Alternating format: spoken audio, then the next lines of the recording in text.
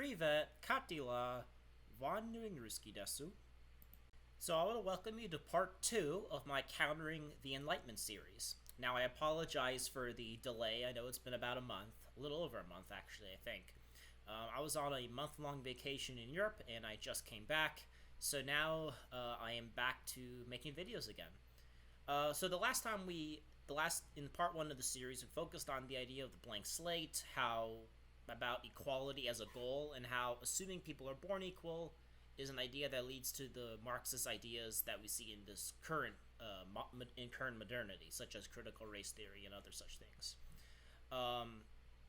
So in this episode, however, we're going to be focusing on another core Enlightenment ideal, which, if left unchecked, will bring societal decay and degeneracy to our nations, societies, and civilization.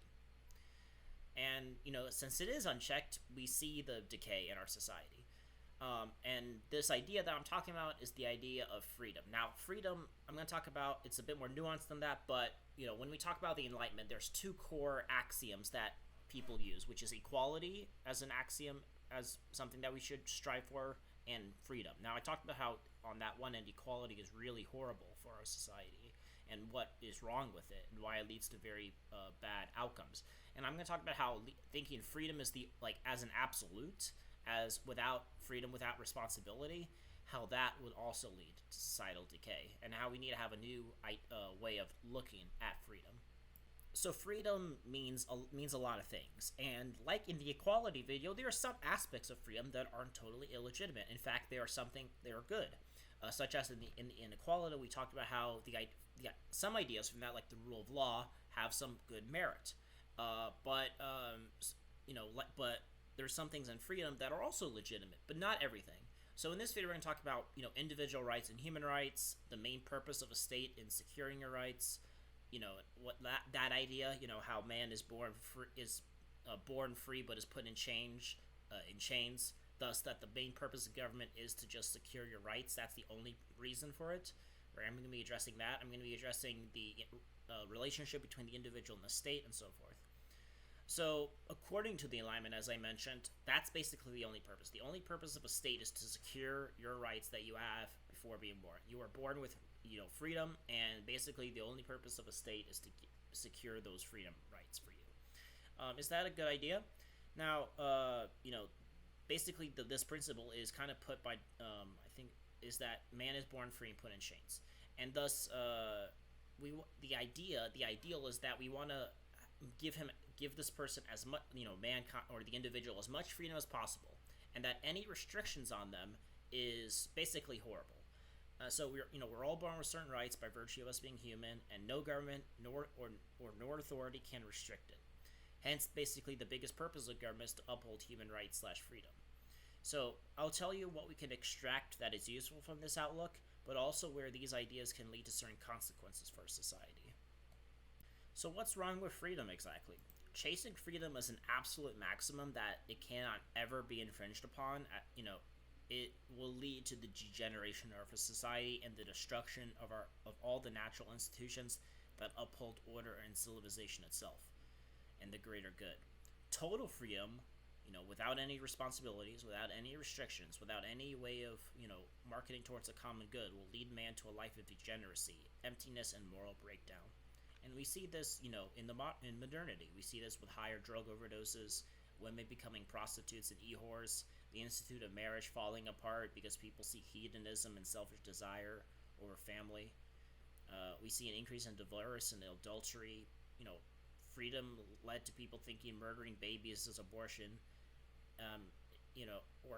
We see the rise of so-called trans kids to change their gender, which is apparently freedom. You can't restrict it because the child wants to be the boy wants to become a girl. You can't stop that because that restricts on freedom, for example. So as you can see, there's a lot of things that are naturally, as conservatives, as people on the right. Now, obviously, if you're a leftist, obviously, if you're on the right, there are certain bad things, bad outcomes in society that you want to change. And just saying, well, freedom is the most important thing is obviously going to hamstring you from being able to address these issues. From a freedom as an axiom, how do you say this? freedom is perfect, in terms of in the Enlightenment point of view. But I want to point how freedom is not a universal good. It's a good, but not a axiomatic perfect good, if that makes sense. Uh, we see family breakdown, increase in degeneracy, destruction of the environment, moral corruption, a breakdown in beauty and order. Because if that is what people chose as the path, then how can we say no? If people choose to be more, if society goes down the path of family breakdown, less beauty, less order, more crime, more breakdown in the family unit, more degeneracy. If people just choose that of their own free will, then how can we say no as conservatives? Well, that's what leads us if we think freedom is the ultimate good. So I want to offer a different way that we should view freedom. Not the current modern iteration where freedom is the end-all be-all axiom, but an ordered freedom, a responsible freedom. Freedom with responsibility. Freedom within the bounds of morality and strong institutions. Freedom can be fully expressed in its most healthy way for a society and for the individual itself, in which the individuals within that society are virtuous with a strong moral code and have strong institutions like the family unit and the various community organizations and just the community itself. When those institutions are strong and when individuals themselves have a strong moral backbone and are virtuous, it is in these situations where freedom can actually flourish and blossom.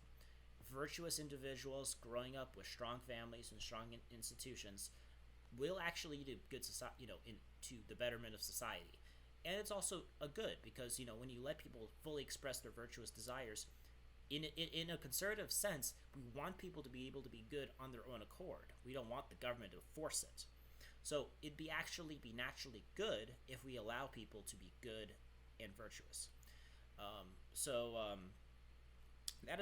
This is how we should approach it, not as an axiomatic maximum, but instead, freedom should be viewed as something that is good only when we have, that could actually be useful and good for us if we lead, if it has a virtuous citizenry and good institutions.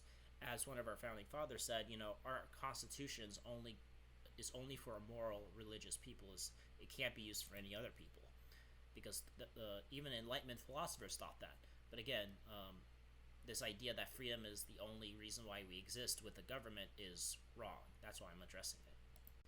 Now, that being said, even in a moral and conservative and virtuous society, you will still need to restrict things for the common good, because things are just naturally evil.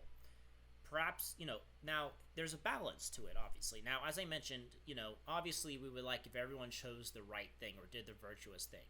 There is a balance to be had. Perhaps we allow some vices, but we're not going to allow you to take heroin, for example. But we might allow you to maybe drink. We might allow you to do alcohol or maybe smoke weed.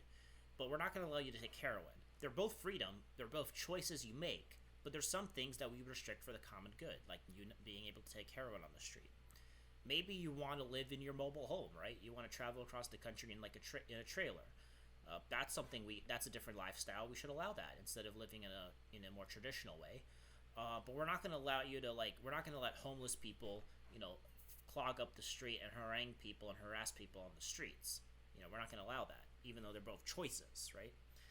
We're not going to allow, late-term abortion, right? Maybe we allow abortion in the early trimester, in the first month or something, if there's a complication. We're not going to allow late-term abortion. We're not going to allow you to flood foreigners into this country and replace the population. Even though we might allow them to travel here for tourism purposes and so forth. You can be gay in secret, for example. So if you are dating someone of the same gender, maybe we want to arrest you for that, but we're not going to redefine marriage for you, and so forth. So in order to properly use freedom, you have to have a moral foundation with moral people and strong institutions like the family, church, and community in order to properly have freedom thrive. But also, as I mentioned in the last slide, but also, there's a balance to be had. Obviously, there's going to be people who do things that we might not agree with. There might be people who are lazy, who drink soda, who maybe smoke weed, and who stay home all day. That's their prerogative. We're not going to ban people from making bad choices. Obviously that's actually part of growing. You want to allow some degree. Freedom doesn't just mean do good things. Now, if we have virtuous citizens and strong institutions, you'll have more people doing the right thing and being able to express their virtuous selves, and do actions that are of good stuff. But we can't expect that to happen all the time, and we should allow some degree of people choosing bad choices. But there's a limit to that. We can't just say, well, do whatever you want. There's some things we can restrict. We're going to restrict your right to do heroin. We're going to restrict your right to be, harangue people if you're homeless on the street. We're not going to allow you to abort your child in the third trimester. There's just some restrictions that are needed to be had, even if we lived in a good, virtuous society. So I've been harping that freedom is not an end all be all axiom, like a maximum thing that we should engage in. But I think it's an aspiration, and I think there are some things to be said about freedom. So I don't just think freedom means doing the right thing in terms of doing the right thing, as I mentioned before. But I also think there's some merit in this idea of individual rights and human rights that have come from this idea of freedom.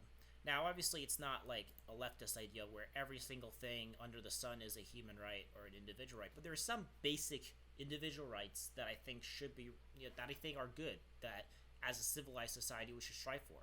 Things like, a fair trial, being able to be, judged fairly with, with a court system that's fair, not just arbitrarily detained for no reason and then just, and all that, like not getting tortured to death or tortured at all.